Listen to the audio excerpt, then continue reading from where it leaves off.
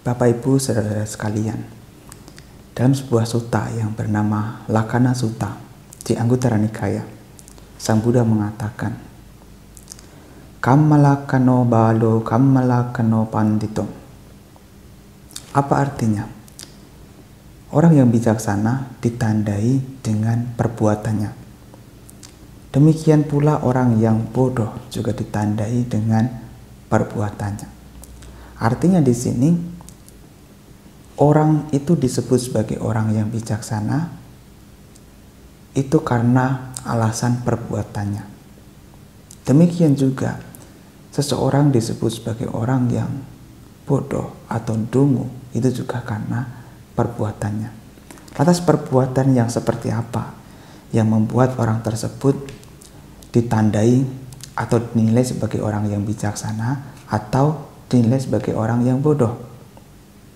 Sang Buddha di sini menyebutkan bahwasanya ada tiga hal yang membuat seseorang disebut sebagai orang yang bodoh. Tehi bhikkhave dhammehi samanagato balo veritabbo katamehi tihi. Oh para bikum, ada tiga hal yang membuat seseorang seharusnya diketahui sebagai orang yang bodoh atau dungu. Katamehi tihi. Apakah yang tiga itu? Yang tiga itu adalah kaya duccaritena, waci duccaritena, mano duccaritena. Perbuatan buruk melalui jasmani, kaya duccaritena. Waci duccaritena, perbuatan buruk melalui ucapan.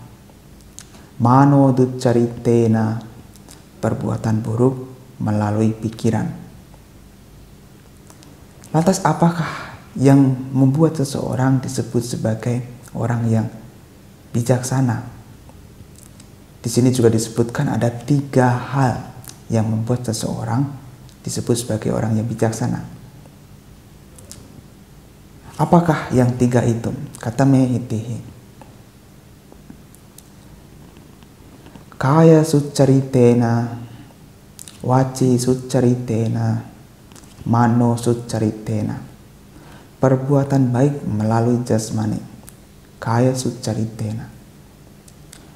Perbuatan baik melalui ucapan, waci succaritena. Dan perbuatan baik melalui pikiran, mano succaritena. Jadi tiga hal ini, perbuatan melalui jasmani, perbuatan melalui ucapan, dan perbuatan melalui pikiran, inilah yang membuat seseorang dinilai sebagai orang yang bijaksana maupun orang yang bodoh. Kita bisa melihat apakah orang tersebut bijaksana atau tidak dari bagaimana orang tersebut berperilaku, dari bagaimana orang tersebut berucap, dan cara berpikirnya. Oleh sebab itu, Bapak Ibu saudara sekalian, di sini setelah kita mengetahui hal ini, kita seharusnya bisa memilih-milih kepada siapa seharusnya kita bergaul. Kita seharusnya bisa menempatkan diri kita di pergaulan yang baik, bergaul dengan orang-orang yang bijaksana. Karena dikatakan asewana capalanang panditanang casewana. Tidak bergaul dengan orang yang dungu dan bergaul dengan orang yang bijaksana adalah bergautama. Etang manggalam utama. Kalau kita bisa bergaul dengan orang-orang yang bijaksana, kita bisa meniru perilaku mereka, bisa mencontoh kebaikan-kebaikan yang mereka lakukan. Makanya kita akan bisa termotivasi untuk menjadi seperti mereka. Sebaliknya, kalau kita bergaul dengan orang-orang yang dungu, orang-orang yang bodoh, yang tidak bijaksana, maka kita akan menjadi terpengaruhi oleh mereka. Kita akan menjadi seperti mereka.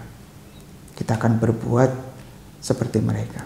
perbuatan-perbuatan yang tidak baik itu akan kita lakukan secara otomatis.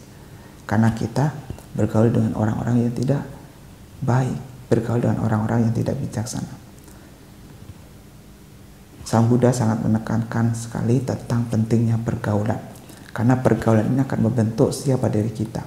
Dan pergaulan inilah yang akan mendorong diri kita untuk praktik di jalan yang benar. Kalau kita bergaul dengan orang-orang yang bijaksana, maka orang yang bijaksana akan memotivasi kita untuk senantiasa berjalan di jalan yang benar. Sebaliknya, kalau kita bergaul dengan orang-orang yang tidak bijaksana, maka kita akan menjadi seperti mereka. Kita akan mengikuti cara mereka. Dan sebagai akibatnya apa? Kita akan menjadi seperti mereka, menjadi orang yang tidak bijaksana pula. Oleh sebab itu, kenapa kita perlu memiliki pergaulan yang baik? Supaya kita bisa terus menjadi baik, supaya kita bisa terus menjalankan kehidupan di jalan yang benar. Tetapi ada yang lebih penting daripada kita memilih pergaulan yang baik, yaitu menjadikan diri kita sebagai orang yang baik. Karena kalau kita adalah orang yang baik, kita akan didekati oleh orang-orang yang baik pula. Karena pergaulan di sini sebenarnya adalah perihal kecocokan. Seseorang mau bergaul dengan orang lain itu karena adanya kesamaan, adanya kecocokan, baik cara pandang, baik perilaku, perbuatan, dan lain sebagainya. Orang-orang yang baik hanya mau bergaul dengan orang-orang yang baik. Orang-orang yang bijaksana juga demikian. Mereka biasanya bergaul dengan orang-orang yang memiliki kualitas yang sama. Sebaliknya, orang-orang yang dungu, orang-orang yang tidak baik, mereka hanya mau bergaul dengan orang-orang yang memiliki kebiasaan yang sama seperti mereka, memiliki cara pandang yang sama seperti mereka. Makanya perihal pergaulan ini kita bisa melihat siapa diri kita dari orang-orang di sekeliling kita.